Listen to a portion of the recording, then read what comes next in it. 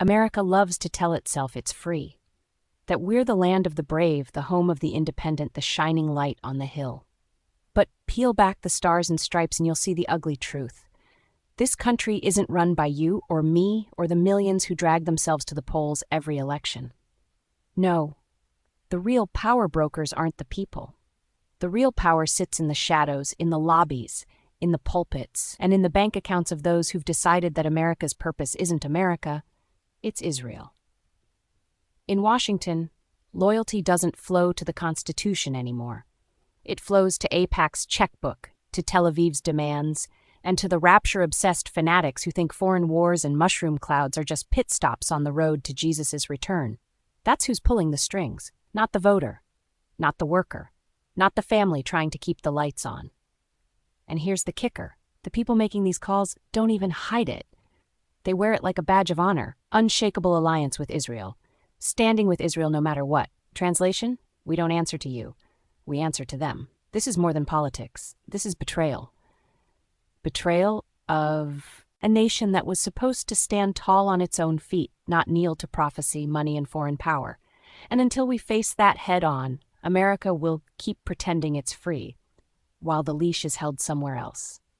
America was built on the idea of sovereignty, on the idea that no foreign king, no outside empire, no religious zealot would dictate our destiny. But somewhere along the way, the script flipped. Today, your so-called representatives in Washington don't answer to you. They don't answer to Main Street. They don't answer to the struggling family trying to pay for rent and food. No, they answer to Tel Aviv, to AIPAC's checkbook, and to the pulpit-pounding evangelical zealots obsessed with the end times. The brutal truth? America isn't governed by Americans anymore. It's governed by Israel firsters. One Israel. Above the law, Israel is the one nation on earth that never pays the price for its crimes. Bomb hospitals? No sanctions. Bulldoze homes? No condemnation. Assassinate journalists? No consequences. Spy on America? No hearings, no punishment. Every other country gets slapped with sanctions, tariffs, or regime change threats. But Israel, they get more money, they get more weapons, they get a blank check signed by you, the taxpayer. Why? Because your government is bought and sold by the Israel lobby. AIPAC makes sure no politician even dares whisper against Israel, or their careers are over before their morning coffee cools. 2. AIPAC, the money machine. AIPAC is the ultimate kingmaker. It pours millions into campaigns, threatens politicians, and writes legislation that benefits Israel first and foremost. It doesn't matter if you're red or blue, both sides bow down to AIPAC. They're not lobbying for America's interests, they're enforcing obedience to Israel. And here's the kicker. It's not even subtle. They openly brag about their power, they openly blacklist anyone who challenges them, and congressmen literally brag about being more pro-Israel than the Israelis themselves. Your voice doesn't matter. Your vote doesn't matter. If AIPAC doesn't like you, you're finished. 3. Christian Zionism and evangelical obsession. Enter the Christian Zionist and evangelical born-again voters. These folks aren't backing Israel because they care about Jewish people. No, they back Israel because they're obsessed with prophecy, rapture, and some twisted desire to see the world burn so their Messiah can return. They want Jerusalem in Jewish hands because their theology says it triggers the end of days. They cheer for wars in the Middle East because they think it's one step closer to Armageddon. They don't care about human lives lost. Palestinian kids, American soldiers, it's all part of God's plan to them. Religion mixed with politics is always toxic. But evangelical, end-time obsession, that's nuclear-level dangerous. These people aren't voting with their heads. They're voting with revelation in one hand and a ballot in the other.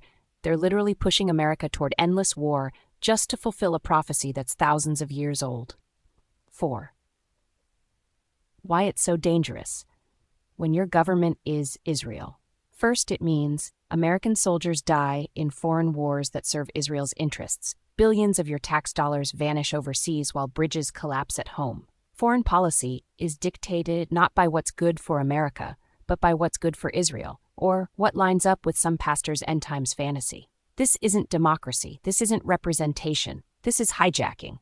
Your future, your kids' future, is being sold out for somebody else's prophecy. And the politicians enabling it are either bought off brainwashed, or too cowardly to stand up for America. So let's strip away the lies. America is not America first. It hasn't been for decades. The people in charge have sold their loyalty to Israel, to AIPAC, and to evangelical rapture junkies who want to set the world on fire for their Messiah fix. And every time you hear a politician say unshakable alliance with Israel, what they're really saying is, you don't matter. Your country doesn't matter. The only thing that matters is Israel. This is the betrayal. This is the scam. And until America wakes up and rips religion and foreign influence out of politics, you will keep being a second-class citizen in your own damn country. Israel first isn't patriotism. It's treason wrapped in a flag. Now let's look deeper into AIPAC. America calls itself a democracy. We're told every vote counts, every citizen has a voice, and our representatives answer to us. But that's the fairy tale. The reality is uglier. Washington, D.C. is a market, and loyalty is bought and sold. At the top of that market sits AIPAC, the American Israel Public Affairs Committee, the most powerful foreign lobbying group in the United States. They don't just whisper in the ears of politicians. They write the damn script. And if you think Congress represents you, think again. Most of them represent AIPAC first. 1. What AIPAC is. AIPAC isn't technically a PAC. It's a lobbying machine. Its job? To ensure Israel is untouchable in U.S. politics. It organizes donors, funnels money through affiliated PACs, and coordinates campaigns to destroy anyone who steps out of line. They're not about Jewish safety or shared values. They're about enforcing obedience to Israel, period. 2. The money machine. AIPAC controls a donor network worth hundreds of millions. In the 2024 cycle alone, they spent over $100 million to shape primaries and general elections. They supported over 2/3 of Congress with campaign cash. That's not influence. That's ownership. Any politician who dares criticize Israel gets swarmed with attack ads, primary challengers, and smear campaigns funded by AIPAC dollars. It's not just money. It's intimidation. They send a message. Cross us and we'll end your career. And the message lands, loud and clear. 3. The fear factor. What makes AIPAC so powerful isn't just cash. It's fear. Every politician in D.C. knows that AIPAC can end them faster than voters can elect them.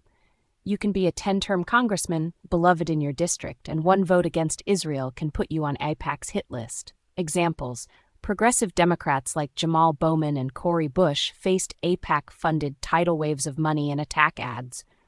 Republicans? They don't even test the waters. They toe the line before they ever get near it. This fear is bipartisan. Democrats and Republicans fight like cats and dogs on everything except Israel. On Israel, they stand, shoulder to shoulder, because they know who butters their bread. 4. Policy capture. AIPAC isn't just about elections. It shapes policy itself. Military aid packages to Israel sail through Congress without question. Resolutions condemning Israel's critics get more signatures than bills helping American families. Foreign policy debates? They don't start with, what's good for America? They start with, what's good for Israel?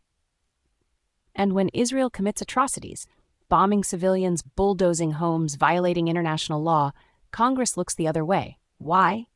Because AIPAC has already told them the talking points. Israel has a right to defend itself. Over and over, like a broken record. 5. The bigger picture. AIPAC's power is dangerous not just because it corrupts politicians, but because it rewires America's priorities. We send billions of dollars overseas while our schools crumble. We bend foreign policy around Israel while ignoring America's collapsing middle class. We risk war in the Middle East not because Americans want it, but because Israel demands it. This isn't democracy. This is capture. The leash is tight and AIPAC is holding it. So let's stop pretending. Congress doesn't work for you. Congress works for whoever pays the most, and AIPAC is cutting the biggest checks. They don't just influence, they dictate. They don't just lobby, they command. And until America wakes up to the fact that a foreign lobby has more power in D.C. than the average citizen, we'll keep watching our future get sold for somebody else's agenda. AIPAC isn't just a lobby. It's a chokehold on American democracy, and the longer we let it tighten, the less America looks like America, and the more it looks like an occupied government flying someone else's flag. Final, blunt takeaway. AIPAC is no minor player. It's a financial juggernaut dictating who gets elected, especially within the Democratic Party. roughly 2 out of every 3 members of Congress are in AIPAC's pocket. It doesn't always buy the vote outright, but it very effectively paints the playing field with money, influence, and threat. Now let's look at the death cults, also known as Christian Zionist and evangelical Christians, and their toxic beliefs of the rapture and end times. Politics is supposed to be about reality, about roads, wages, healthcare, jobs, wars, and peace. It's supposed to be about the tangible things that shape people's lives. But in America, a dangerous twist has taken hold. Politics hijacked by prophecy. Christian Zionists and evangelical, born-again Christians aren't just practicing private faith, they're dragging their obsession with Jesus, Israel, the end times, and the rapture straight into the halls of Congress. That's not spirituality, that's a ticking time bomb, and every policy bent around their fantasies pulls America further away from reality and closer to disaster. 1. What Christian Zionists believe. Christian Zionists believe that modern Israel is the literal fulfillment of biblical prophecy. To them, the state of Israel isn't a geopolitical ally, it's a divine instrument. They think Jews must control Jerusalem for the second coming to unfold. And here's the disturbing part. Their love for Israel isn't about Jewish safety or survival. It's about using Israel as a stage prop for their own apocalypse show. They want the temple rebuilt. They want the Middle East destabilized. They want prophecy checked off like items on a to-do list. Because in their worldview, human suffering, war, and chaos aren't tragedies. They're necessary steps to get to their rapture ending. 2. Evangelical rapture obsession. Evangelical Christians obsessed with the rapture see world politics as nothing more than chess pieces in God's final plan. Their mindset is dangerous. Wars, signs of prophecy being fulfilled. Nuclear threats, proof the end is near. Middle East conflict, validation that Jesus is coming soon. Instead of working to prevent war, they cheer it on. Instead of solving crises, they interpret them as divine confirmation. To them, suffering doesn't demand solutions, it demands celebration. And when you give that worldview political power, you're basically handing the steering wheel of a superpower to people who are trying to crash the car on purpose. 3. Why this is dangerous in politics. When these beliefs influence policy, America funds endless wars in the Middle East, not for national security, but to appease prophecy-driven voters. Billions in foreign aid are justified as blessings to Israel, because opposing it supposedly curses America. Science, diplomacy, and reason get drowned out by Bible verses quoted in congressional debates. Global peace efforts are sabotaged because peace delays their apocalypse fantasy. This isn't governance, this is theology with nukes. A nation led by people obsessed with the rapture is a nation that treats destruction as destiny instead of something to prevent. 4. The false patriotism. Christian Zionists and evangelical rapture-obsessed believers wave the American flag while undermining America's future. Their loyalty isn't to the Constitution or the people, it's to prophecy. They don't want a sustainable world, they want a burning world, because only through fire do they believe their Savior returns.